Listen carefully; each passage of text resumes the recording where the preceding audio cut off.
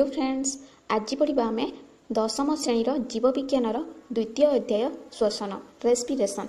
तो यार प्रथम पैराग्राफ को देखा। श्वसन पोषण प्रक्रिया रे ग्रहण करिथिबा खाद्य जीव शरीर मध्य सरल उपादान रे परिणत हुए। तो यह हूँ जीव जो जटिल खाद्य खाई थाए ताहा पोषण प्रक्रिया मुख्यतः जेपरी पाचन प्रक्रिया होइथे। तो यह द्वारा सो जटिल खाद्यर सरल खाद्य सरल उपादान ताहा परिणत होइथे। तापरि देख यही सरल उपादान प्रत्येक जीव कोश रे उपलब्ध होइथे। आमे जानिछु जीव होछि गोटे बहुकोशी, तार बहु गुडी कोश रही थाए। तो यही पोषण प्रक्रिया द्वारा होइथिबा सरल उपादान पाचन प्रक्रिया द्वारा होइथिबा सबु सरल उपादान सबु जीवर समस्त कोश रे देखिबाकू ताहा मिली थाए बा सबु कोश रे से रही थाए। उपलब्ध उपादान मध्य ग्लूकोज भली सरल खाद्य कोश भितर जारित होई शक्ति मिली थाए। कोश भितर रहिथिबा जो सरल खाद्यर उपादान सबु कौन कौन रही थाए? ग्लूकोज, शर्करा, यही सबु सरल उपादान। आमे खाद्य जटिल खाद्य खाई थाउ सेतिरे ग्लूकोज शर्करा सबु रही थाए। तो ताहा सरल खाद्य उपादान रे मध्य रही थाए। तो ग्लूकोज जो जो खाद्य रे थाए क्यों खाद्य रे रही थाए? ग्लूकोज, फल, पनीपरिबा यही सबुथिरे।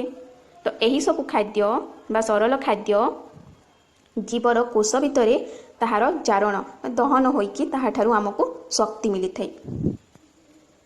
यह एक अपचय प्रक्रिया कैटाबोलिज्म। तो अपचय प्रक्रिया माने कौन आमे जानिछि कि नहीं? अपचय जहाँ पोषण चैप्टर रे पढ़ी अपचय माने। तो अपचय प्रक्रिया माने खाद्यर संपूर्ण भाव में दहन बा जारण होई ताठारु शक्ति बाहरिबा प्रक्रिया को कहा जाए अपचय प्रक्रिया। तो एइठारे मध्य सही परि अपचय होइकी कोश भितरे ताठारु शक्ति बाहरिकी कोश भितरे मध्य सही ग्लूकोज जातीय खाद्यर अपचय होइकी ताठारु शक्ति बाहरी थाए हैला। तापरि देख प्राप्त शक्ति प्रत्यक्ष बा परोक्ष भाव जीव को क्रियाशील कराई थाए एवं बंची रहिबा पई क्षमता देई थाए। जो शक्ति बाहरिला सरल खाद्य जो सब अपचय घटिला ताठार जो शक्ति बाहरिला ताहा जीव शरीर को प्रत्यक्ष किंबा परोक्ष भाव में डायरेक्ट किंबा इनडायरेक्ट भाव में काम करने को और बंची रहिबा पई हमको क्षमता देला, साहस देला हैला। तापर देख तेणु श्वसन प्रक्रिया द्वारा जीव ग्रहण करिथिबा खाद्यर जारण बा दहन घटी शक्ति मुक्ति हेबा सहित अंगारकाम्ल निर्गत होइथे। तो यही उपाय श्वसन प्रक्रिया द्वारा खाद्यर जारण दहन घटी ताठारु शक्ति बाहरी थाए बा शक्ति मुक्त होइथे और ता सहित अंगारकाम्ल मध्य बाहरी थाए। एही पैराग्राफ रु आमे यही सब हूँ कॉन्सेप्ट क्लियर करने आमको बुझा पड़ो जिनसटा कौन इम्पोर्टेंट पॉइंट हूँ यही पैराग्राफ श्वसन कौन ताहार ताहाको श्वसन कहुचे। तो यह नोट कर लिखि रख श्वसन एक प्रक्रिया अटे जहा द्वारा जीव ग्रहण करिथिबा खाद्यर जारण बा दहन घटी शक्ति मुक्त हेबा सहित ताहा अंगारकाम्ल निर्गत करिथाए। यहाको कहुचे श्वसन प्रक्रिया। तापरे देख श्वसनर प्रकार केतोटी प्रकार थाए? श्वसन रे ग्लूकोज भली सरल खाद्य जारित होई व्यवहारक्षम शक्ति एटीपी हेबा सहित अंगारकाम्ल निर्गत हुए। तो श्वसन प्रक्रिया रे सरल खाद्य माने ग्लूकोज भली सरल खाद्य जारित होइथे और सेइठारु शक्ति एटीपी शक्ति मिलिथे और ता सहित अंगारकाम्ल मध्य निर्गत होइथे। अम्लजान उपस्थिति रे हेउथिबा श्वसन को वायु उपयोगी श्वसन एरोबिक रेस्पिरेशन कहुचे। जो अम्लजान उपस्थिति रही थे अम्लजान रही थे तो ताहा द्वारा जो श्वसन प्रक्रिया होता है ताहाको कहुचे वायु उपयोगी श्वसन। अम्लजान अनुपस्थिति रे हेउथिबा श्वसन हेउछि वायु अपजीवी श्वसन एरोबिक रेस्पिरेशन। जो अम्लजान उपस्थिति न थाए अनुपस्थित रही थे अम्लजान से ही श्वसन प्रक्रिया को वायु अपजीवी श्वसन कहुचे। वायु उपजीवी श्वसन रे अधिक शक्ति मिलुथिबा बेले वायु अपजीवी श्वसन रे कम शक्ति मिली थे। जो अम्लजान उपस्थित रहिला से समय रे अधिक शक्ति मिली थाए माने वायु उपजीवी रे अधिक शक्ति मिली थाए और अम्लजान अनुपस्थित रहिले कम शक्ति मिली थाए तो वायु उपजीवी रे कम शक्ति मिली थाए। तो इठारे तीनोटी क्वेश्चन हे पारिबो वायु उपजीवी अपजीवी विषय रे लेख कहि पारि बा ताहार प्रकार केतोटी दुई प्रकारर को को शक्ति बाहरी थाए श्वसन प्रक्रिया रे एटीपी शक्ति बाहरी थाए और अम्लजान निर्गत होई थाए को शक्ति रे अधिक वायु उपजीवी कि अपजीवी रे कोथिरे शक्ति अधिक मिली थाए तो उपजीवी हबो। तापरे देखिबा एही पैराग्राफ रे एतिकी मेन पॉइंट अछि। तापरे देखिबा आमे कोशीय श्वसन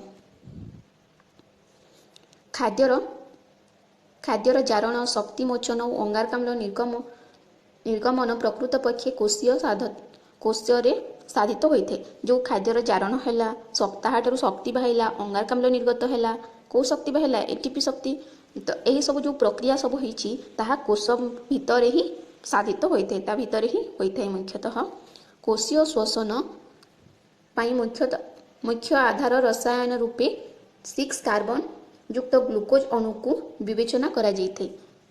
अच्छा प्रथमे कुह गोटे ग्लुकोज अणु रे केतोटी कार्बन रही थे यह हूँ फर्मूला देख एठारे तो कार्बन गोटे ग्लुकोज अणु यह हूँ ग्लुकोज फर्मूला एठारे देख कार्बन केतोटी कार्बन अच्छी 6टी कार्बन रही तो 6 कार्बन युक्त ग्लुकोज अणु को श्वसन प्रक्रिया मुख्य आधार रसायन रूप से विवेचना करा जाइथे।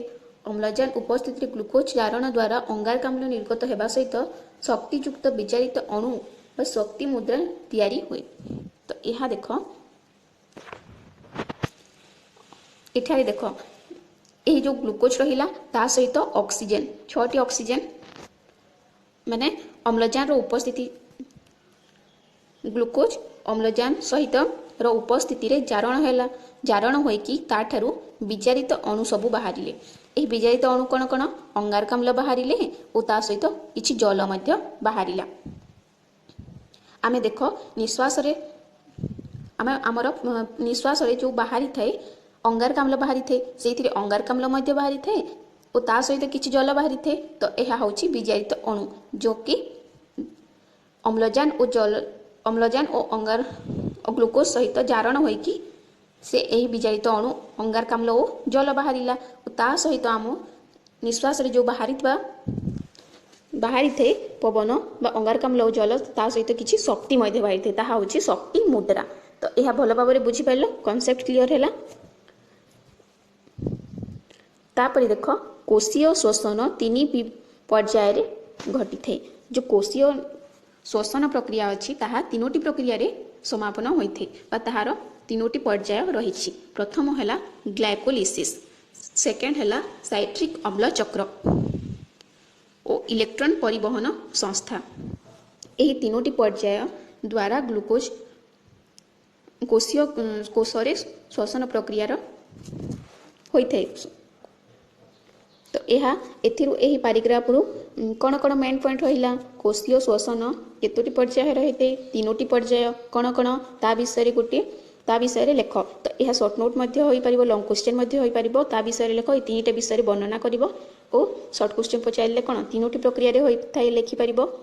ग्लुकोज अणु रे केतोटी अणु रही थाए यह मते गोटे सर्ट क्वेश्चन हो पारिबो 6टी अणु नुह केतोटी कार्बन रही थाए तो 6टी हबो 6टी मध्ये लेखि पारिबो और ग्लुकोज और अम्लजान रो जारण फल को कौन बाहरी थाए तो ताहा होछि विचारित अणु बाहरी थाए माने अंगारकाम्ल बाहरी थाए ता सहित किछि जल और शक्ति निर्गत होई थाए। तो यही पैराग्राफ रे एतिकी मेन पॉइंट रही।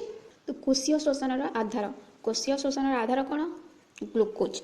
एठारे देख कोश भितर कोश जीवक साइटोप्लाज्म थाए कोश भितर कौन रही थाए कोश जीवक यही कोश जीवक कोश झिल्ली प्लाज्मा मेम्ब्रेन द्वारा आवृत।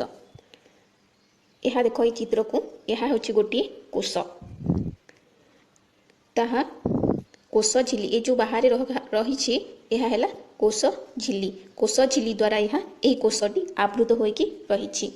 एथिरे विभिन्न अंगिका एंजाइम पोषक अणु इत्यादि थाए यही कोश झिल्ली आवृत होइकी रही ता भितर माने कोश भितर रही विभिन्न एंजाइम रही पोषक अणु रही कणिका सब रही। कोष जीव पर ग्लाइकोलिसिस प्रक्रिया संपादन हुए। तो आम पढ़ीचे कोशीय शोषण में 3टी पर्याय रही। गोटे ग्लाइकोलिसिस, साइट्रिक अम्ल चक्र, इलेक्ट्रॉन परिवहन संस्था, जो 3टी संस्था रही। यही जो ग्लाइकोलिसिस प्रथम पर्याय रही कौटे संपादित होता है, यही कोष जीवक भितर संपादन होता है। तापर देख माइट्रोकॉन्ड्रिया अंगिका द्विस्तरीय झिल्ली द्वारा आवृत। यही भितर जो पोषक अणु रही एंजाइम अणु अंगिका सब रही कोष भितर देख यही सब होची। तो यही जो पोषक अणु गोटे है माइट्रोकॉन्ड्रिया।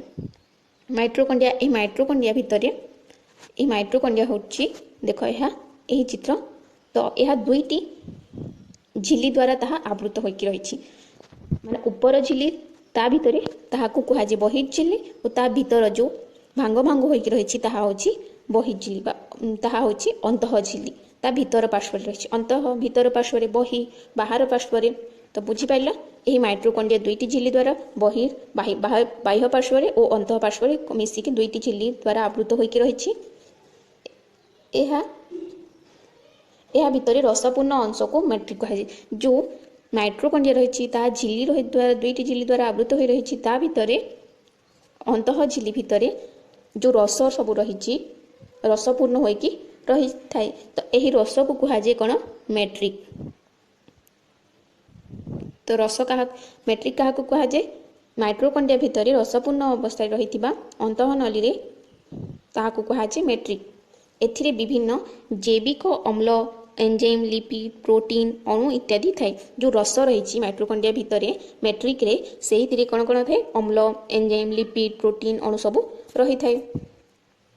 द्विस्तरीय झिल्लीर अंतः झिल्ली मैट्रिक भितर को भांग होई पशि आसी थाए। तो यही अंतः झिल्ली भितर यही सब मैट्रिक माने रसपूर्ण सब अंतः झिल्ली को भांग भांग करके भितर को अंतः झिल्ली भांग करके भितर को पशि आसी मैट्रिक भितर को ताहा से एठारे कहिछि। एभली भांग को क्रिस्ट कहुए। जो मैट्रिक अंतः झिल्ली भितर भांग भांग करके पशि आसी माने अंतः झिल्ली मैट्रिक भितर भांग करके पशि आसी ताहाकू कहुए क्रिस्ट। मैट्रिक साइट्रिक अम्ल चक्र प्रक्रिया अंतः झिल्ली रे इलेक्ट्रॉन परिवहन संस्था कार्य करिଥାଏ। तो यही जो अंतः नली रही माइट्रोकॉन्ड्रिया अंतः नली रे ताहार अंतः नली को प्रक्रिया पर्याय कार्य करते ताहा देख ये जो 3टी पर्याय रही ता भितरु इलेक्ट्रॉन परिवहन संस्था अंतः झिल्ली रे ताहार कार्य करिଥାଏ और साइट्रिक अम्ल द्वितीय पर्याय जो रही ताहा मैट्रिक भितर कार्य करिଥାଏ। तो रसपूर्ण रही थे से करिଥାଏ अम्ल चक्र साइट्रिक अम्ल चक्र और ताहार अंतः नली इलेक्ट्रॉन परिवहन संस्था कार्य करिଥାଏ। तो एतिकी ही अच्छी यही पैराग्राफ रे मेन पॉइंट होची मुख्य भाव में देख कोष जीवकोश रे तैयारी होता है। जीवकोश को लेकिन जीवकोश झिल्ली द्वारा कोष झिल्ली द्वारा आवृत होकर रही थे। से ही कोष झिल्ली माने कोष भितर रही थे अंगिका एंजाइम पोषक अणु यही सबू कोष भितर ग्लाइकोलिसिस प्रक्रिया संपादित होता है। जो कोष भितर रहिला जीवकोश भितर ग्लाइकोलिसिस प्रक्रिया संपादित होता है। ताहार गोटे अणु माइट्रोकॉन्ड्रिया से माइट्रोकॉन्ड्रिया टी 2टी झिल्ली द्वारा आबद्ध होकर रही है बहिर्झिल्ली अंतः झिल्ली। ता भितर गोटे रसपूर्ण अंश रही है जहाँ को कहुए मैट्रिक। से ही मैट्रिक रे अम्ल एंजाइम लिपिड प्रोटीन सब अणु सब रही है। द्विस्तरीय से अंतः नली पुणी मैट्रिक को भांग भांग करके सृष्टि करते जहाँ को कहुए क्रिस्ट। मैट्रिक रे कार्य साइट्रिक अम्ल चक्र कार्य करिଥାଏ और ताहार अंतः जो नली रही यही माइट्रोकॉन्ड्रिया अंतः नली रे बाह्य आवरण रे करिଥାଏ इलेक्ट्रॉन परिवहन संस्था कार्य।